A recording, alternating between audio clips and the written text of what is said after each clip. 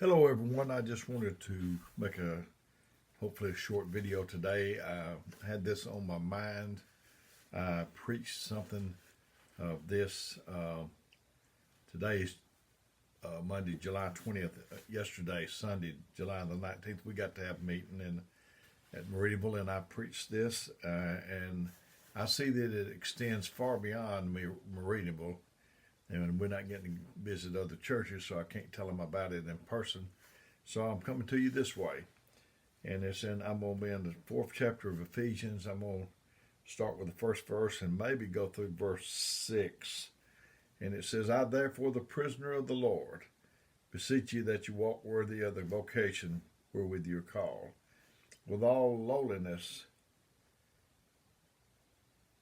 and meekness, with long suffering, forbearing one another in love, endeavoring to keep the unity of the Spirit in the bond of peace. There is one body, one Spirit, even as you are called into one hope of your calling. One Lord, one faith, one baptism, one God and Father of all, who is above all and through all and in you all. His Spirit is within us. Endeavoring to keep the unity of the Spirit. Endeavor is when you try real hard. I mean, to me, that's like bending over backwards. When you endeavor to have unity, if there's anything that Satan would love to destroy in us, it's unity. I think this country was built on, there was people from all over the world came to America and started this. So the only Native Americans is the Indians, and so we're all a mixture of something else. You do ancestry, and it tells you that you're this or that or whatever, what parts of Europe you're from. So we've all come together and trying to live together as one. So we need to endeavor, bend over backwards, do all we can. I believe in that in a marriage. Me and Melinda's been married 52 years. We really close, but we still have to endeavor, try real hard. 1 Corinthians 12 through 31, I won't read parts of it probably. For as the body is one, and hath many members, and all the members of that one body being many are one body, so also is Christ. For by one Spirit we're all baptized into one body, whether we be Jews or Gentiles, whether we be bond or free, and have all been made, and have been all made to drink in one Spirit. For the body is not one member but many. If the foot shall say, because I am not the hand, I am not of the body, is it therefore not of the body? And if the ear should say, because I am not the eye, I am not of the body, is it therefore not of the body? If the whole body were an eye, where would the hearing? If the whole were hearing, where were the smelling? But now God hath set the members, every one of them, in the body, as it has pleased him. And if it were all one member, where were the body?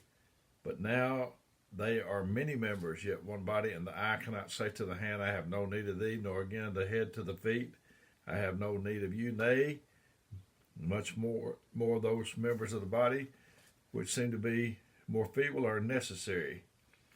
And those members of the body which we think to be less honorable, upon these we bestow more abundant honor, and our comely parts have more abundant comeliness. I remember when I was growing up, you'd go to the lunchroom at school, and there'd be the cheerleaders and the football players, and then there'd be some dirty-faced person that didn't even hardly have a lunch. Everybody congregate to the popular, and I always felt for the underdog. So, for our company parts have, but God is, that they should be no schism in the body, but that the members should have the same care one for another. And whether one member suffer, all the members suffer with it, or one member be honored, all the members rejoice with it. Schism is a split or division between strongly opposed sections or parties caused by differences in opinion. A church, certainly, there could be a split over doctrine. But we overlook sometimes that this differences of opinion. If we don't consider what someone else thinks about a subject. Um, Me and Melinda came from different backgrounds, and and and not being tolerant with somebody else's opinion can cause a division. Um, I may not see things like you do, and you may not see things like I do, but if we agree on the main value, if we agree on the main principles of the doctrine, we should be able to make a go of it. And myself, I don't look for everybody to agree with me. I don't look for yes men necessarily, and just have people that just see everything my way. I need balance. I need people that can help me see the other side. Uh, and we're going through hard times right now with the coronavirus. Uh, some people are taking a brave stance on it. I love them. Some people taking a very conservative stance on it. I love them. And if I'm on one side of that or the other, I don't need to look at the other side and look down my nose at them. As long as we come to agreement on doctrine. Daniel 12:7 said, "And I heard the man clothed in linen, which was upon the waters of the river, when he held up his right hand and his left hand unto heaven, and swore by him that liveth forever, that it shall be for a times and a half, and when he has accomplished to scatter the power of the holy people, all these things shall be finished." The coronavirus, COVID-19, whatever you want to call it, it's accomplishing what the enemy wants to accomplish. It's dividing us. We're divided out. And divide and conquer. That's one of the oldest army tactics that there ever was. If you can divide people, you can conquer them. Divide and rule. And that's certainly what Satan is trying to do. I remember when I was growing up, there was a group called the Beatles. I'm sure you've heard of them. And they had a song, and it said, "Come Together." And when did they say come together in that song? They said right now. And if I've ever seen a time that the people of God, and they need to come together, it's right now. We need it more than ever. We can't afford to be divided out. Not at this time. We can't. We need to be together. I want to love and respect what you, not just about the coronavirus, not just about however you feel and however you do. I want to respect. I've seen things in people's homes the way they did their children and their wives. That wasn't my style of what I wanted to do, but I respect them. I respect their opinion, and they got just as much right. And as I said, we can be divided on opinions just as much as doctrine. We used to play a game when I was growing up, and it was called Red Rover. You'd line up. You can tell we didn't have Xboxes and all and Nintendos and things. We line up and you join hands.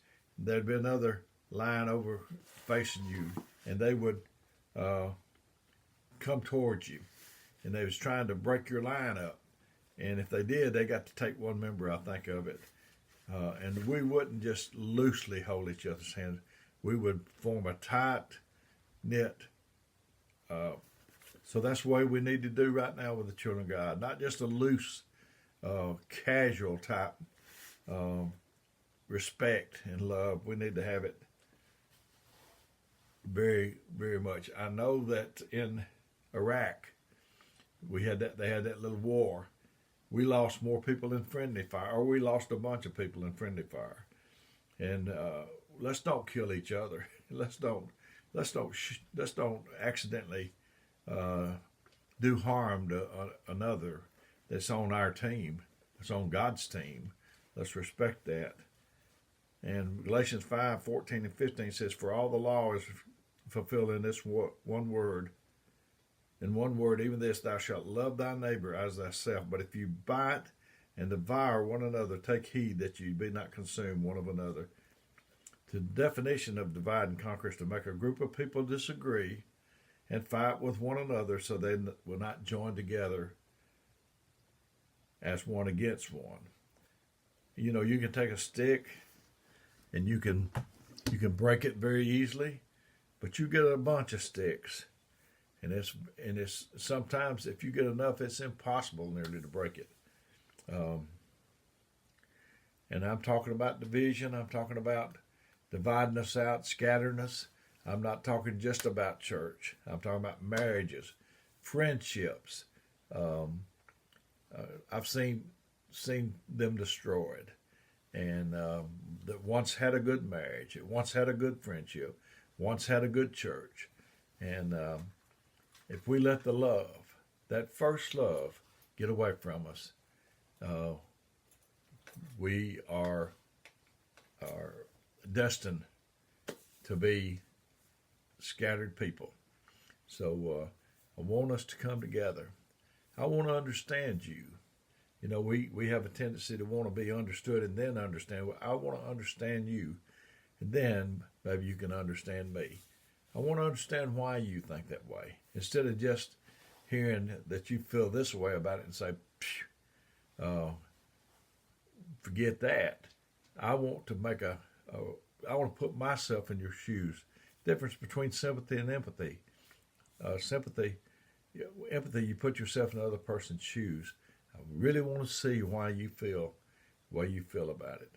And if it's sin, if it's another doctrine, then we're not going to be able to come together about that. But if it's just most of this other stuff, we can be together. I want to be together with you. I want to be just hand in hand with you, and then we can win. Friends, let's come together. Let's do that. Let's come together as a group of people. It will be a mighty army that the enemy cannot defeat. So I wished I could have been more eloquent with this, but I'm talking mostly from my heart today. That I've seen friends divided before, and I want us to be together in heaven. I sure do. So hope this has helped you until we meet again. May God bless you.